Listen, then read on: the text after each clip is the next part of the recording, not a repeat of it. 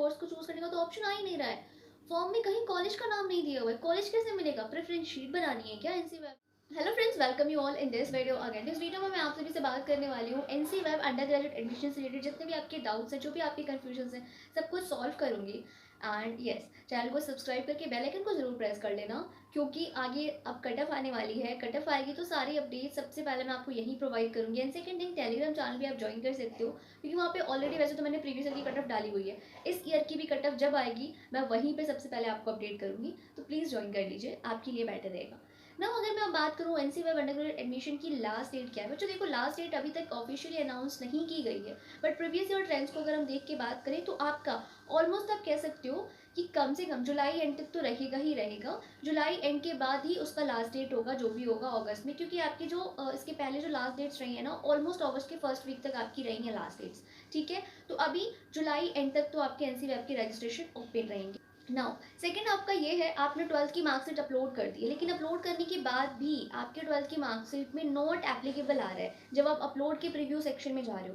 बच्चों देखो, जो 12th की मार्कशीट है ना, वो आपने अपनी एकेडमिक सेक्शन में अपलोड की है। ठीक है, एकेडमिक सेक्शन में आपके 12th की मार्क्स सक्सेसफुली सबमिट हो जाती है, और वहाँ पे जब आप उसको व्यू करते हो तो आपके सामने व्यू का ऑप्शन आता है ना। उसके बाद दूसरा आपका सेक्शन आता है अपलोड सेक्शन, जिसमें आपको अपने 10th की marksheet, caste certificate, residence proof, identity proof document आपको अपलोड करनी है। सारे डॉक्यूमेंट्स आपने अपलोड किए। 12th की मार्कशीट आपने ऑब्जर्व किया होगा, वहाँ पे ऑलरेडी ऑटो ड्राइव हो चुका था और वहाँ पे आपको अपलोड नहीं करनी थी, सिस्टम ने वहाँ पे ऑलरेडी आपका ले लिया था 12th का मार्कशीट। तो बच्चों 12th की मार्कशीट जब आपने अपलोड सेक्शन में अपलोड ही नहीं की, तो प्रीव्यू अपलोड सेक्शन का आप देख रहे हो तो कहाँ से दिखेगा? एकेडमिक सेक्शन वाली में देखो तो वहाँ पर 12th की मार्कशीट आपकी अपलोडेड रहती है सक्सेसफुली। तो बच्चों ये जो आपके साथ नॉट एप्लीकेबल वाली प्रॉब्लम है ना 12th की मार्कशीट प्रीव्यू सेक्शन में, बच्चों वो कोई भी इशू नहीं है, कोई भी एरर या कोई भी ग्लिच नहीं है। आप अपना फॉर्म सक्सेसफुली सबमिट कर दो। 12th की मार्कशीट ऑलरेडी आपने एकेडमिक सेक्शन में अपलोड की हुई है। ठीक है ना। अगर मैं बात करूँ मोस्ट इंपॉर्टेंट थिंग, आपको समझ नहीं आ रहा कोर्स कैसे चूज करना है, कोर्स को चूज करने का तो ऑप्शन आ ही नहीं रहा है।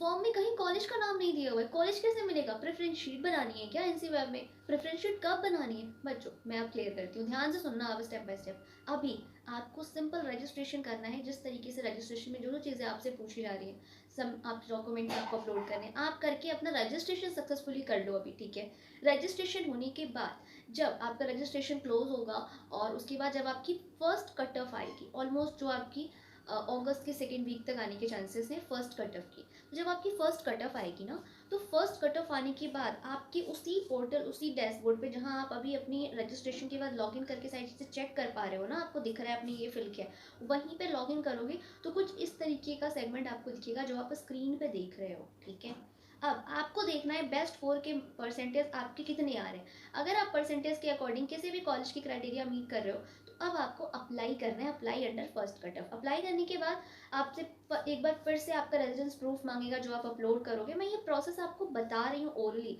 जब आपका ओपन हो जाएगा ना तो मैं आपको करके भी दिखाऊंगी, अभी आप समझो बस। तो आप वहाँ पे फिर रेजिडेंस प्रूफ अगेन अपलोड करते हो। उसके बाद देन आपको कोर्स चूज करना होता है, ड्रॉप डाउन होता है, उसमें बीकॉम होगा, बीए के सारे सब्जेक्ट्स होंगे। तो पहला आपने कोर्स चूज करना है। कोर्स चूज करने के बाद नीचे आपके सामने कॉलेज चूज करने का ऑप्शन होगा। तो ध्यान रखना, कॉलेज आप वही चूज करना जिसकी आपकी जो है कट ऑफ मैच हो रही है, मतलब जिसका परसेंटेज आपके परसेंटेज से मैच हो रहा है। ठीक है, आपने अप्लाई किया, अप्लाई करने के बाद अब आपको या तो शाम तक ही आ जाता है नोटिफिकेशन, या फिर उसमें ना जब आप अप्लाई करोगे तो आपके डैशबोर्ड पे भी रिमार्क्स का सेक्शन होगा। ठीक है बच्चों, तो वहाँ पे आपको या तो इवनिंग तक या फिर नेक्स्ट डे या 2 to 3 डेज के अंदर आपको देखने को मिल जाता है कि हाँ आपका अप्रूव्ड है या रिजेक्ट है। इन केस रिजेक्ट हो जाता है आपका फॉर्म, आपने जिस कॉलेज में अप्लाई किया उस कॉलेज के थ्रू, रिजेक्ट होने के बाद आपको रिमार्क्स मिलेगा कि आपकी इस डॉक्यूमेंट या फिर इस चीज़ की वजह से रिमार्क में बताया जाएगा कि आपका फॉर्म रिजेक्ट हुआ है। अगर आप वो सही कर सकते हो तो सही करने के बाद आप दूसरी कट ऑफ में रीअप्लाई कर सकते हो। इसमें अब आपको नहीं करना कुछ भी, इसमें अब आपका कुछ नहीं हो सकता। ठीक है, बट अगर उस रिमार्क्स को आप सही नहीं कर सकते बच्चों, जैसे कि अगर कोई डॉक्यूमेंट की पेंडेंसी है और आपके पास रिन्यू, जैसे अगर मैं कास्ट सर्टिफिकेट की बात करूँ तो बहुत बार प्रॉब्लम आती है, आप अपना ओल्ड वाला अपलोड कर देते हो और फिर रिजेक्शन इसलिए होता है क्योंकि वो आपसे रिन्यू का मांगते हैं और उस वक्त तक आपके पास रिन्यू वाला नहीं होता है, तो फिर आपका कितनी भी आप रीअप्लाई कर लो नहीं होने वाला। अगर रिन्यू वाला अपलोड करके अप्लाई करते हो, रीअप्लाई करते हो तो हो जाता है। ठीक है, तो इन केस आपका रिजेक्ट हो गया तो रिमार्क्स सही करके आप रीअप्लाई करोगे नेक्स्ट कट ऑफ का वेट करके, जो सेकंड आएगी, थर्ड आएगी, फोर्थ आएगी, जिसमें भी आपका रिजेक्ट हुआ उसके बाद वाली कट ऑफ में। ठीक है, रीअप्लाई करोगे। अब अप्लाई करने के बाद अगर अप्रूव हो जाता है, ये देखो जो मैसेज है ना रिमार्क्स में भी आता है, इसीलिए आपको अपनी डैशबोर्ड चेक करते रहनी है। एंड सेकंड आपके मेल पे भी आता है, तो मेल का वेट नहीं करना है, रिमार्क्स में चेक कर लेना है आपको। अगर अप्रूव हो गया तो अब आप उस कॉलेज की फ़ीस को पे करोगे एंड फीस को पे करने के बाद फाइनली सक्सेसफुली आपका एडमिशन डन हो गया है। अब आप वेट कीजिए, एनरोलमेंट नंबर आएगा और आपको होप आपको सारी चीज़ें समझ आ गई होंगी।